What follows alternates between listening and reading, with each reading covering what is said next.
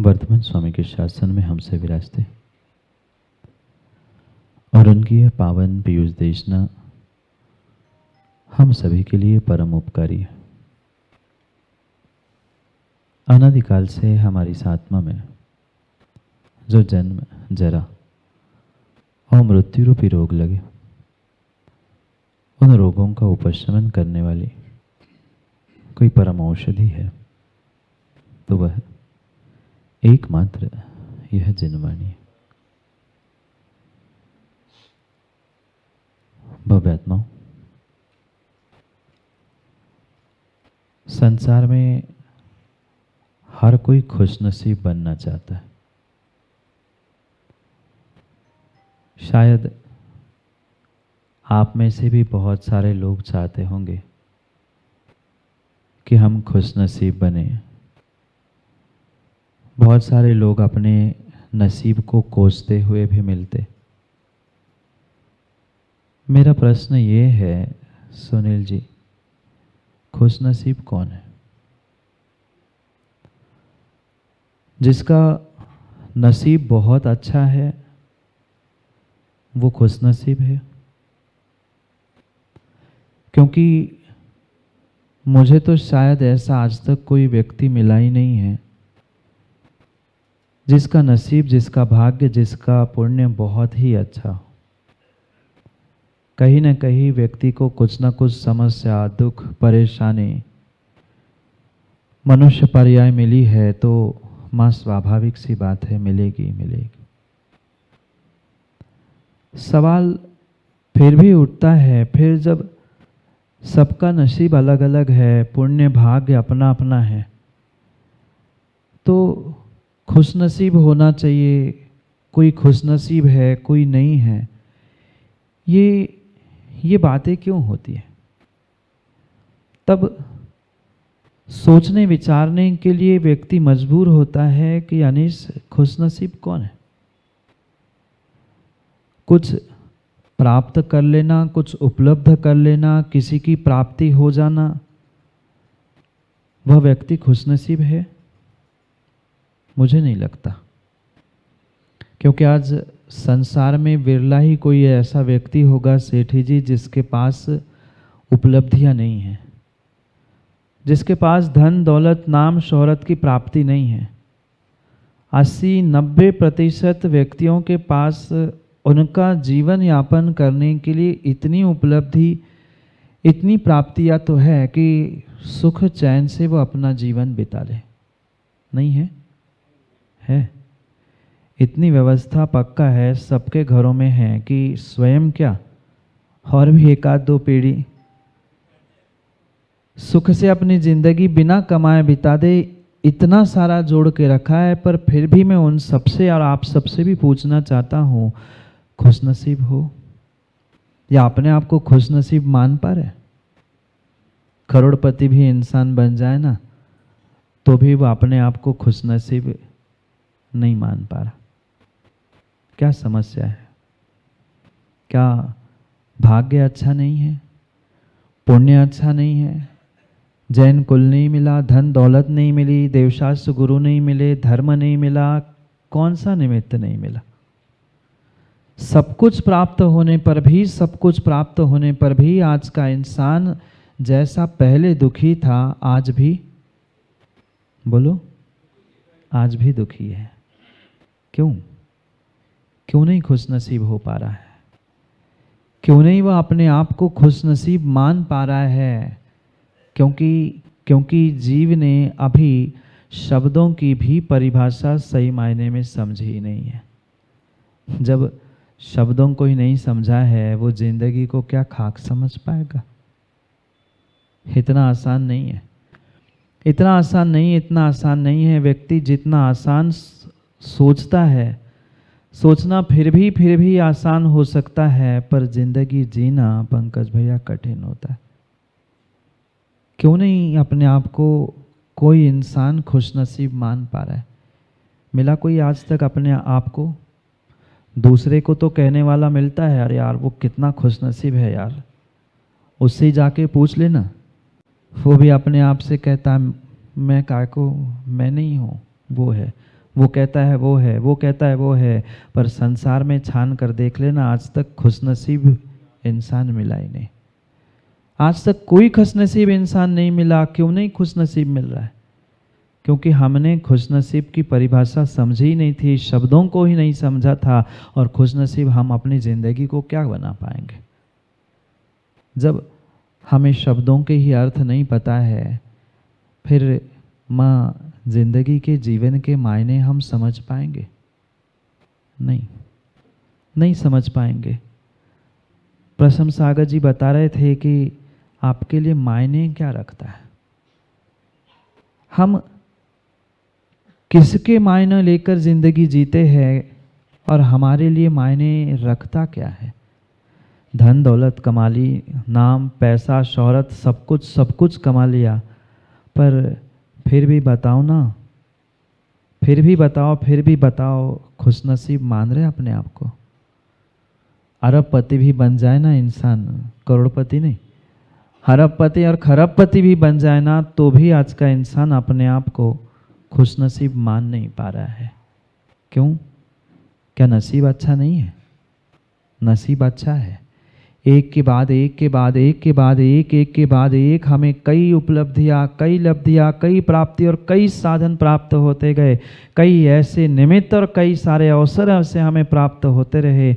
पर क्या करें, पर क्या करें, पर क्या करें, पर क्या करें? उजाला सतीश जी उसी को दिखता है जिसकी आँख खुली होती है। आँख बंद करके इंसान चिल्लाता रहे कि अभी उजाला हुआ ही नहीं है, अभी उजाला हुआ ही नहीं है, अभी उजाला हुआ ही नहीं है, मैं तो बदनसीब हूँ, मैं तो बदनसीब हूँ। आँख खोल के अपने ज़िंदगी, अपने जीवन, अपने साधन, अपनी उपलब्धियों को समझो तो। मनुष्य बनना ये बहुत बड़ी उपलब्धि, और मनुष्य बनना ये तुम्हारे लिए बहुत बड़ी खुशनसीबी की बात थी। पर क्या करे, पर क्या करे, क्या करे? आज का इंसान सब साधन उपलब्ध होने के बावजूद भी, सब साधन उपलब्ध होने के बाद भी अपने आप को खुशनसीब मान नहीं पा रहा है। क्योंकि माँ विश्वास मानना, खुशनसीब पंकज भाई वो नहीं है जिसका नसीब अच्छा है। खुशनसीब वो है जो अपने नसीब से खुश होता है। कितने ऐसे लोग हैं यहाँ पर अपने नसीब से खुश है? कोई नहीं है, कोई नहीं है, कोई नहीं है। और शायद करोड़ों अरबों खरबों क्या कई जिंदगी भर तुम कमाते रह लेना, पर आप खुशनसीब हो नहीं सकते। क्योंकि नसीब से खुश होने वाला खुशनसीब होता है। मात्र और मात्र नसीब को कोसने से या दूसरे की बढ़ोतरी देखकर अपने आप को कोसने से, अपनी ज़िंदगी को कोसने से आप खुशनसीब नहीं हो सकते। नहीं चाहते ना आप लोग खुशनसीब हो? चाहते तो बहुत कुछ है महाराज जी, और वही चाह तो हमें खुशनसीब होने से रोक रही है। चाहते तो हम बहुत बहुत बहुत कुछ है, और उस चाह के कारण से ही कहीं न कहीं हम खुश नसीब नहीं हो पा रहे, अपने नसीब से खुश नहीं हो पा रहे। दो सूखी रोटी खाने वाला एक बार खुश नसीब हो सकता है, क्योंकि वो अपने नसीब से खुश है। वो जानता है मेरा चादरा कितना है, मुझे कितने पैर फैलाने हैं, और शायद उसी कारण से वह सूखी रोटी खाने वाला, मिर्च के साथ रोटी खाने वाला भी एक बार खुशनसीब हो सकता है। पर करोड़पतियों बताओ, करोड़पत्नियों बताओ, कमी है कुछ घर में? कभी उन रोड के किनारे बैठकर भीख मांगने वालों की तरह कभी आपको विचार करना पड़ा, शाम को मैं रोटी बनाने के लिए आटा कहाँ से ले आऊं? बोलो हाँ। नहीं, कभी नहीं, और शायद भविष्य में भी नहीं पड़ने वाला। पर फिर भी अपने नसीब से खुश हो। जो प्राप्त किया हमने, जो हमें उपलब्ध हुआ, क्या उससे हम आज तक खुश हो पाए? नहीं हो पाए। और के चक्कर में जो मिला था, जितना मिला था, शायद व्यक्ति उन सैकड़ों अवसरों को भी जिंदगी में खो बैठता है। क्या करे? व्यक्ति समझ नहीं पा रहा है, आज का इंसान समझ नहीं पा रहा है कि मैं जिंदगी किसके लिए जी रहा हूँ और जिंदगी जी भी रहा हूँ कि नहीं जी रहा हूँ। कितनों को होश है होश? नहीं। सुबह उठते हैं, आँख खुलते हैं, भगवान के पास आए, कलश डाल दिया, पूजा कर लिया, इधर से उधर कर लिया, सब हमने अपना काम कर लिया, हम खुश हो गए कि हम बहुत बड़े धर्मात्मा हैं। पैसे कमा लिए, घर चला लिया, व्यापार कर लिया, घर वालों को थोड़ा सा खुश करने का प्रयास किया, दिखावा किया, हमें लगा हमने बहुत अच्छी ज़िंदगी जी ली। अभी ज़िंदगी के मायने हमने समझे ही नहीं हैं। फिर ज़िंदगी में किसके मायने हैं वो कहाँ से समझेंगे? कितनों को है ज़िंदगी के मायने? नहीं है। एक एक क्षण, एक एक पल, एक एक समय ज़िंदगी का बीतते जा रहा है। सेठी जी जन्मदिन था ना, और भी जन्मदिन है। क्या मायने हमें ज़िंदगी के आज तक पता चले? 25, 50, 60, 70, 80, 85 तक हम पहुंच गए। 55, 55, 85 सब समाप्त होने को है। पर शायद आज किसी इंसान को ज़िंदगी के ही मायने पता नहीं है। फिर ज़िंदगी में हमें गगन किसको मायने देना था, किसके मायने से हम जी रहे थे, कोई अर्थ नहीं है। कोई अर्थ नहीं है, कोई अर्थ नहीं है। मात्र और मात्र धक्का लगाकर वह गाड़ी स्टार्ट करने जैसी ज़िंदगी हो गई है। नहीं देखा बजाज की स्कूटर को?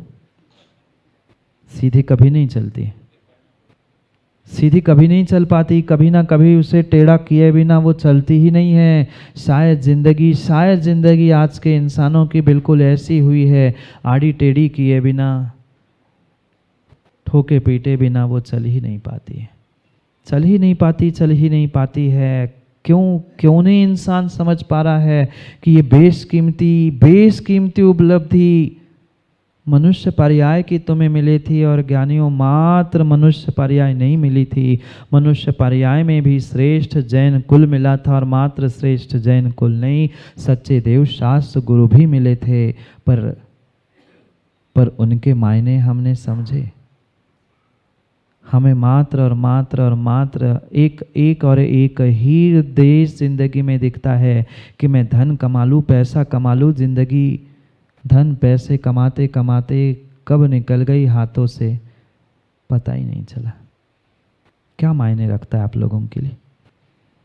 मैं भी आज यही प्रश्न पूछ रहा हूँ कि मायने आपको क्या रखता है? देवशास्त्र गुरु, अपने माँ बाप, अपना धर्म? अरे अपने माँ बाप, अपना धर्म, देवशास्त्र गुरु भी छोड़ दो, अपनी ज़िंदगी मायने रखती है क्या? नहीं रखती। अगर ज़िंदगी के मायने पता होते तो हमें ज़िंदगी में भी मायने पता चलते। न हमें ज़िंदगी के मायने पता है, न ज़िंदगी में कौन से मायने हैं ये पता है। हमें किसको इम्पोर्टेंस देना था? हमारी ज़िंदगी में सर्वाधिक आवश्यकता किसकी थी ये हम समझ नहीं पाए। ये मान लिया आप श्रावक हैं, और श्रावक अवस्था में आपको बहुत सारे साधनों की आवश्यकता पड़ेगी। निर्ग्रंथ मुनिराजों जैसे आप साधना नहीं कर सकते, ये भी 100% बात स्वीकार है। पर साधन कितने ज़रूरी है, कौन से साधन ज़रूरी है, इसके बारे में भी तो कभी सोचना पड़ेगा। इसके बारे में भी तो कभी सोचना पड़ेगा। पर इंसान इनके बारे में कभी और कभी नहीं सोच पाता। दुनिया के बारे में और दूसरों के बारे में सोचते सोचते विचार करते करते अपनी स्वयं की जिंदगी, अपने स्वयं का धर्म, अपने स्वयं का परिवार, सबको स्वयं के हाथों से ही नष्ट कर रहा है। क्यों बिखर रहे परिवार, क्यों बिखर रही है समाज, और क्यों बिखर रही है व्यक्तिगत अपनी स्वयं की जिंदगी? क्योंकि व्यक्ति अपने आप को, अपनी जिंदगी को, अपनों को, मिले हुए अवसरों को समझ ही नहीं पा रहा है। समझ ही नहीं पा रहा है कि कितनी बड़ी उपलब्धि तुम्हें मिली है, कितना बड़ा साधन तुम्हें ये मनुष्य पर्याय का मिला है। कई कई कई करोड़ों वर्षों बाद ये मनुष्य जन्म मिलता है, पर इंसान राग द्वेष विषय कसाय धन दौलत इसके अलावा कहीं बाहर निकलना ही नहीं चाहता, निकलना ही नहीं चाहता, समझना ही नहीं चाहता कि कितनी तपस्या, कितना पुरुषार्थ, कितनी मेहनत करके ये मनुष्य पर्याय आपको प्राप्त हुई है। और शायद इसी कारण से वह अपने इस श्रेष्ठ मनुष्य पर्याय को, जैन कुल को तबाह करने पे तुला हुआ है। क्या राग द्वेष विषय कसाय पाप करने से अगली बार मनुष्य पर्याय मिलेगी? माँ बोलो हाँ, हाँ बोल रहे ना? जानते सब है पर मानते, जानते सब है पर मानते कोई नहीं है। यहाँ बस बैठे बैठे जानते हैं, यहाँ से बाहर निकल जाए महाराज हम आपको ही नहीं जानते, हम आपको ही नहीं जानते तो दुनिया को क्या जानेंगे।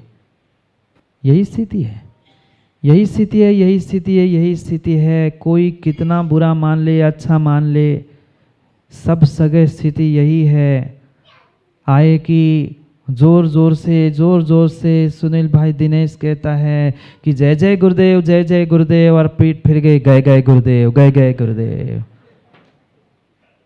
हाँ हकीकत है, जिंदगी की हकीकत सेठी जी यही है, यही है, यही है।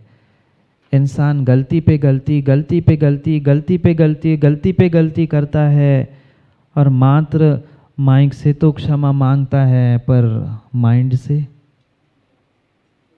अपने हृदय से पूछो, अपने हृदय से पूछो, अपने हृदय से पूछो, क्या वास्तव में मुझे अपनी गलतियों का एहसास है?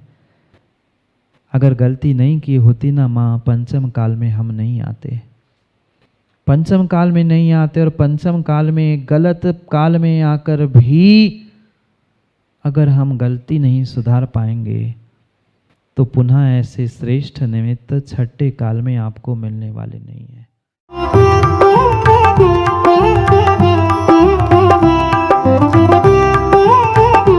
हर वर्ष की भांति इस